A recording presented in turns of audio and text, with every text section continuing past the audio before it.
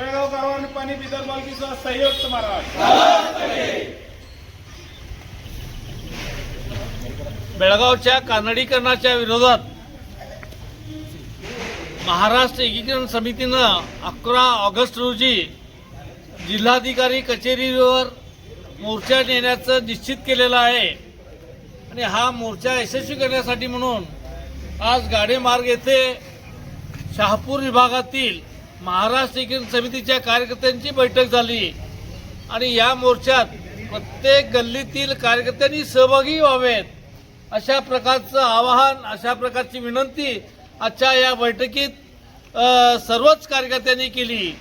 या बैठकीस महाराष्ट्र एकीकरण समितीचे एक लढाऊ आणि ज्येष्ठ कार्यकर्ते रमाकांतदादा कोंडुस्कर, मध्यवर्ती समितीचे सदस्य रणजितदादा चव्हाण पाटील, तसंच इतर महाराष्ट्र एकीकरण समितीचे आजी माजी नगरसेवक आणि कार्यकर्ते मोठ्या संख्येने उपस्थित होते आणि आज जशी ही गाडेमार्ग या ठिकाणी बैठक घेतली अशाच प्रकारच्या बैठका या शहापूर भागातील प्रमुख गल्ल्यात